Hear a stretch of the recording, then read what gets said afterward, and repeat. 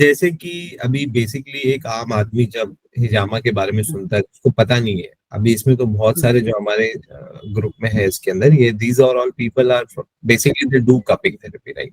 पर एक आदमी जब आता है तो उसको एक आदमी सिर्फ यही बोलता है कि गंदा खून निकल जाता है, ठीक है।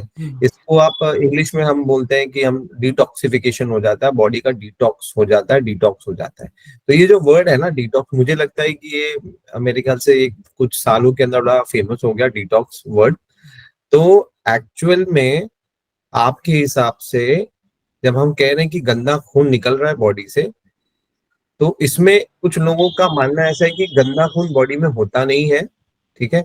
और एक्चुअल में ब्लड डिटॉक्सिफिकेशन क्या होती है आपके हिसाब से? What do you think blood detoxification is, and how do cupping या हिजामा, अगर हम कपिंग मान के चलते हैं कि ड्राई कपिंग कह रहे हैं और मैं जब हिजामा कह रहा हूं तो इट्स वेट कपिंग, तो वेट कपिंग में क्या हकीकत में आपके हिसाब से ब्लड डिटॉक्सिफिकेशन होता है?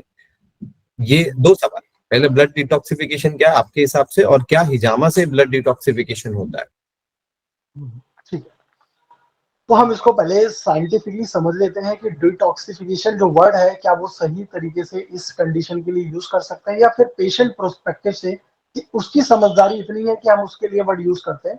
तो इसको ऐसे समझते हैं कि एक किडनी का पेशेंट है जिसको क्रिएटिनिन का जो वैल्यू है वो उसका 3+ आ गया है और 3 to 5 के बीच में है, और नेफ्रोलॉजिस्ट के पास गया है, डॉक्टर ने उसको बोला है कि आपको डायलिसिस कराना पड़ेगा। तो डायलिसिस कराने का मतलब है कि बॉडी का 5 लीटर ब्लड जो होगा वो बॉडी से बाहर आएगा सर्कुलर मैनर में एक मशीन के थ्रू, डायलाइजर के थ्रू, फिर बॉडी के अंदर वापस से रिटर्न हो जाएगा, बट वो प्रोसेसिंग के थ्रू होगा। इट टेक्स टाइम, वो 2 to 3 आवर्स का पूरा प्रोसेस होता है।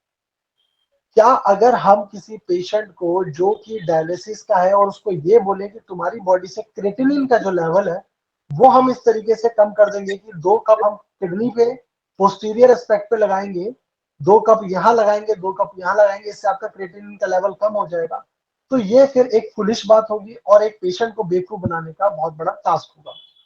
हाँ, अब बात करते हैं कि बॉडी से डिटॉक्सिफिकेशन का हम किस तरीके से रिलेशन डेवलप कर सकते हैं। तो इसको ऐसे समझते हैं कि आपके पास एक पेशेंट आया है और वो पेशेंट फ्रोजन शोल्डर का पेशेंट है। अब फ्रोजन शोल्डर का है तो ऑब्वियस सी बात है कि उसने अपना रेंज ऑफ मोशन जो है उसको तो रिस्ट्रिक्ट कर दिया है, तभी वो फ्रोजन शोल्डर है।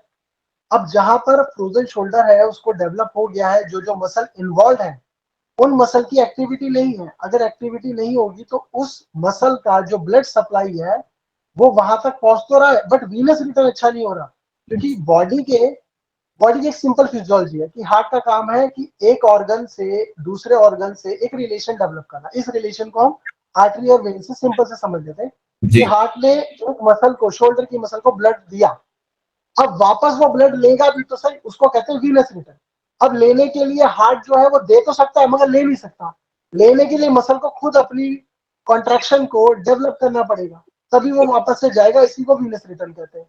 बट प्रॉब्लम क्या है कि अगर पेशेंट का मसल एक्टिव नहीं है, active in the sense muscle के अंदर पावर है but due to the pain perception, frozen shoulder है तो रिस्ट्रिक्शन है, इस वजह से मसल की एक्टिविटी प्रॉपर नहीं है, तो वीनस रिटर्न जो है वो अच्छा नहीं है, इसे कहते हैं पुअर वीनस रिटर्न, यानी ओके। ब्लड जो है वो अच्छे से वापस नहीं जा रहा।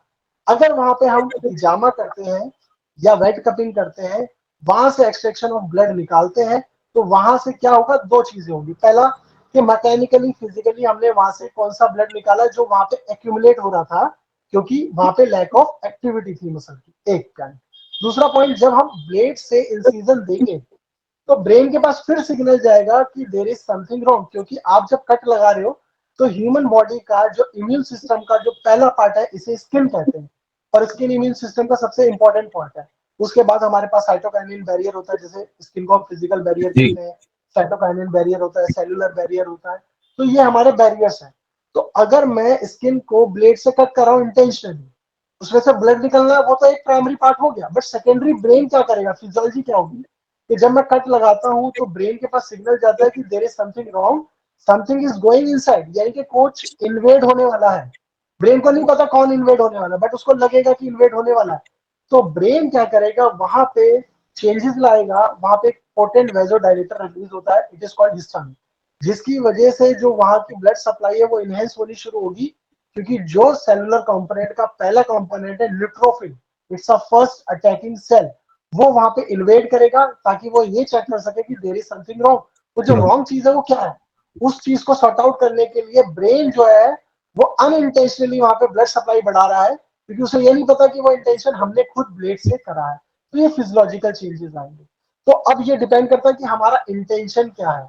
क्या हम डिटॉक्सिफिकेशन के नाम पे बॉडी को डिटॉक्स कर पाते हैं, या जी हम बॉडी को रिजुविनेट कर पा रहे हैं। तो मेरा परसेप्शन ये है कि आप जब भी हिजामा करते हैं, तो हिजामा करने से जिस पॉइंट पर भी आप हिजामा करेंगे वो कहीं ना कनेक्ट होता है हमारी बॉडी के ऑर्गन से।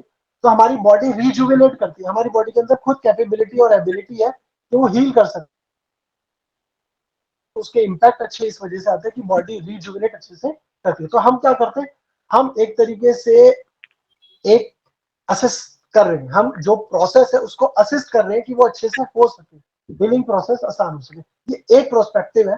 बाकी नंबर ऑफ प्रोस्पेक्टिव है जो हम कई बार थ्योरी के थ्रू भी इसको क्लियर कराते हैं कि किस तरीके से ये काम होता है।